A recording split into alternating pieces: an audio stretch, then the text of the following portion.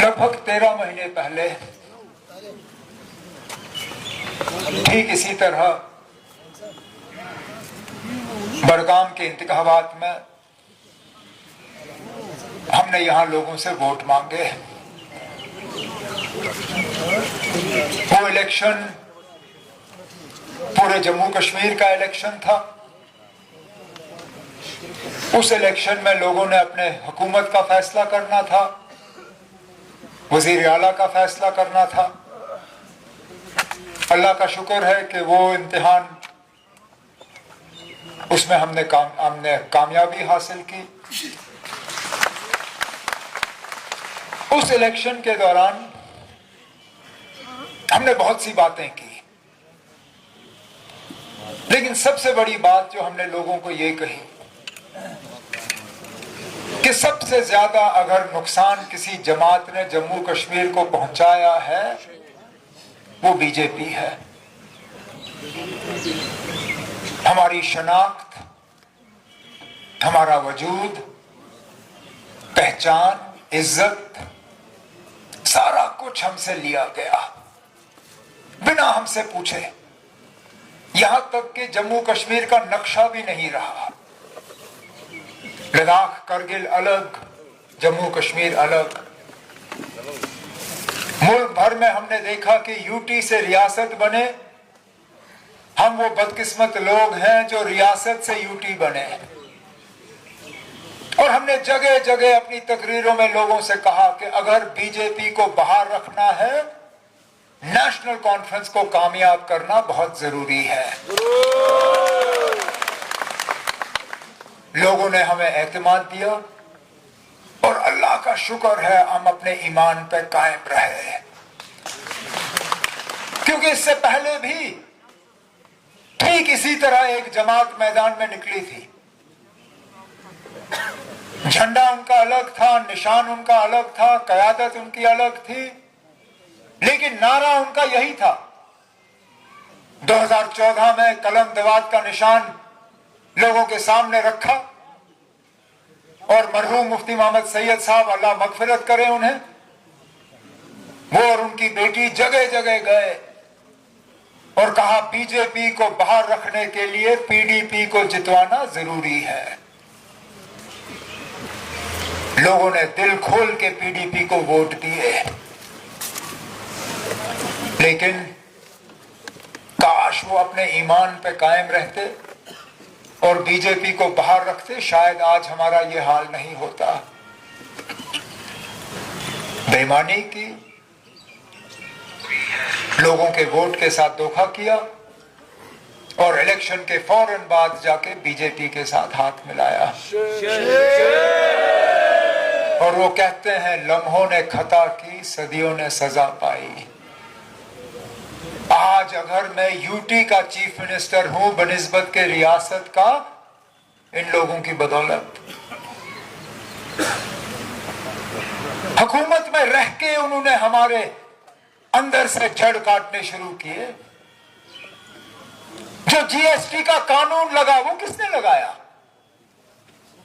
PDP और BJP की हुकूमत ने। जो यहां सरफेसी का कानून लगा,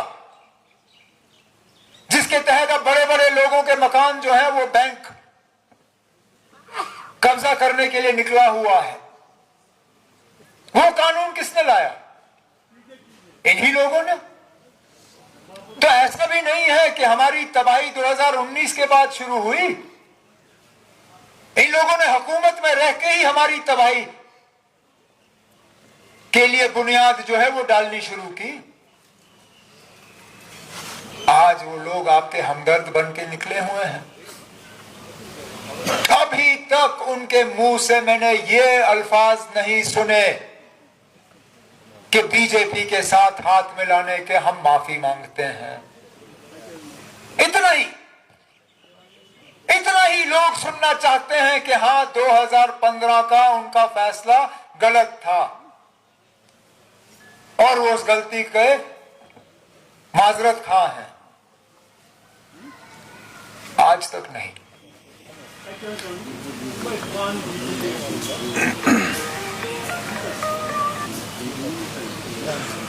हमें इस बात की सजा दी जा रही है कि हमने बीजेपी को हुकूमत में आने नहीं दिया।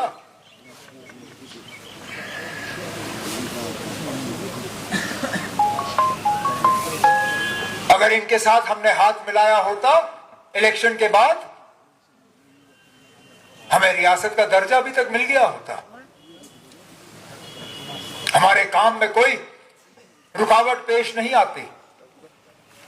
हमारे अफसरों को हमारी इजाजत के बिना तब्दील नहीं किया जाता। लेकिन वो सौदा कम से कम हम लोग करने के लिए तैयार नहीं हैं। और हम ही लोग हैं जो इनका मुकाबला कर रहे हैं। ये लोग जो आज हमें ताने देते हैं, जो सारे मिलके आज नेशनल कॉन्फ्रेंस को निशाना बनाते हैं, आप देखिए, चाहे वो पीडीपी का उम्मीदवार हो, चाहे वो अपनी पार्टी का उम्मीदवार हो, चाहे वो प्रेशर कुकर वाला हो, चाहे वो आजाद उम्मीदवार हो, हर किसी का निशाना अगर कोई है नेशनल कॉन्फ्रेंस, उमर अब्दुल्ला, आगा महमूद साहब, और कोई नहीं। जैसे जम्मू कश्मीर की तबाही हमने की, तबाही करने वाले ये कमल के फूल वाले, और निशाना हम, क्योंकि इन कमल के फूल वालों का मुकाबला ही सिर्फ हम कर रहे हैं। पूछिए उन कलम दवात वालों से। जम्मू कश्मीर में आज एक इलेक्शन नहीं, 2 इलेक्शन हैं, एक बड़गाम में, एक नगरोटा में। जब पीडीपी का उम्मीदवार आपके पास आए, उनसे जरा पूछे ना, नगरोटा में आपके उम्मीदवार का नाम क्या है। जब ये पीसी वाले, जब ये बैट वाले, जब ये प्रेशर कुकर वाले, जब ये दूसरे आते हैं वोट मांगने, उनसे कहो ठीक है ना, हम बड़गाम में आपको वोट देने के लिए तैयार हैं, जरा नगरोटा में अपने उम्मीदवार का नाम बताओ, हम आपको वोट आपके हवाले कर देंगे। इनमें से एक जमात ने भी बीजेपी के खिलाफ वहां अपना उम्मीदवार मैदान में नहीं उतारा है, नहीं उतारा है। वहां उम्मीदवार नेशनल कॉन्फ्रेंस का है, और वो सीट भी हम कांग्रेस को देने के लिए तैयार थे। 4 दिन लगे उनको फैसला करने में। रात के 12 बजे हमें वहां से फोन आया कि हम ये इलेक्शन नहीं लड़ेंगे, आप उम्मीदवार उतारो। उस दिन 3 बजे नॉमिनेशन का सिलसिला बंद हो जाना था। हमने रात के 12 बजे अपना उम्मीदवार तैयार करके सुबह सुबह उनके कागज तैयार करके भरवाए, क्योंकि हम चाहते थे कि कम से कम और कुछ नहीं तो बीजेपी का वहां नगरोटा में मुकाबला होना चाहिए। और ये लोग हमें ताने दें।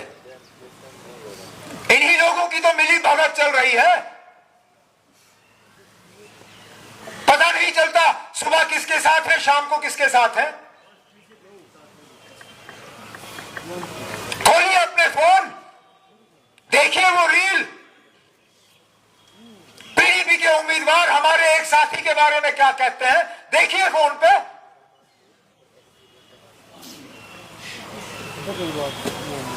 और फिर उम्मीद करते हैं कि अंदर अंदर से कोई खिचड़ी पकेगी। ये धोखे की सियासत हम नहीं जानते ना। हम जो हैं सो हैं, सही गलत इसका फैसला हम लोगों पे छोड़ते हैं। ये सही है कि बड़गाम के लोगों ने मुझे एमएलए के तौर पे चुना, इसलिए नहीं कि आपको मेरा चेहरा पसंद था,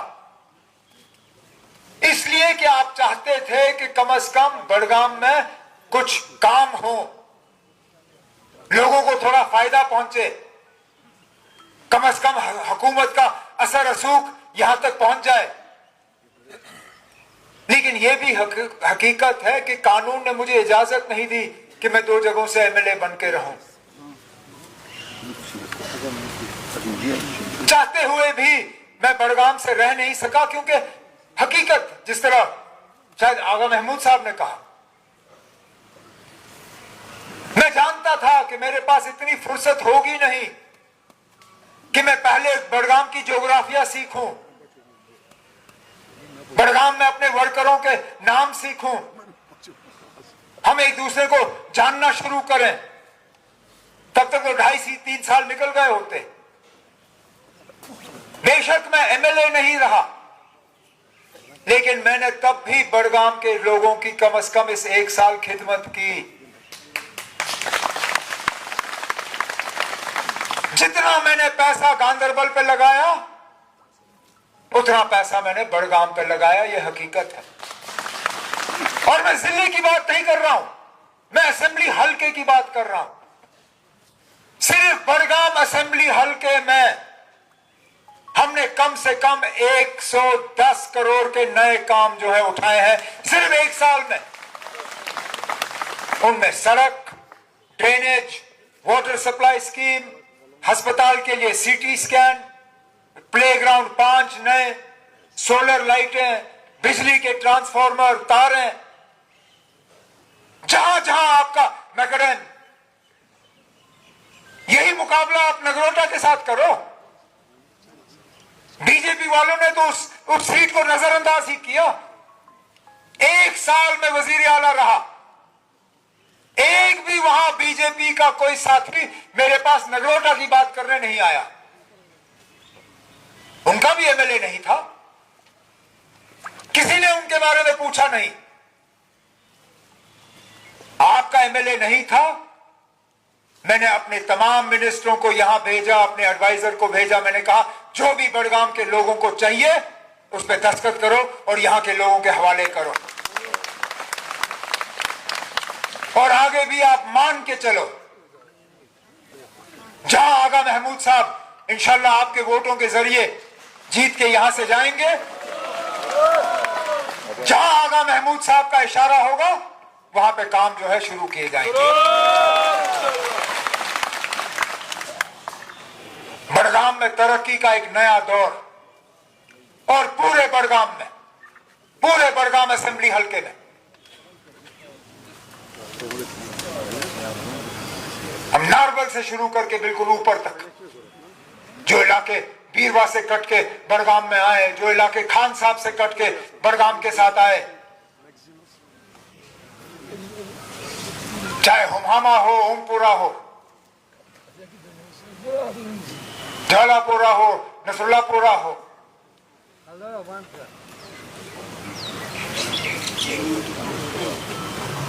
जहां पे भी, क्योंकि हम आए इसलिए। नासिर ने कामों की लिस्ट गिनवाई यहां पे, ये तो सिर्फ ऊपर का था। और कल से मैं कहता रहा,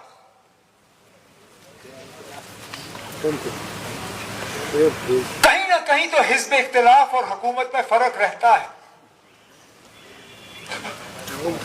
ये हकीकत है।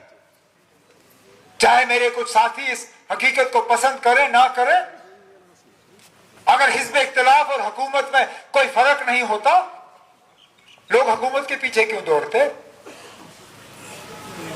अगर सारा सिलसिला बराबर ही रहता फिर कोई फर्क ही नहीं पड़ता। लेकिन हकीकत यह है कि हुकूमत में रह के हिज़्ब इख्तिलाफ के मुकाबले काम ज्यादा होते हैं। मैं जानता हूं,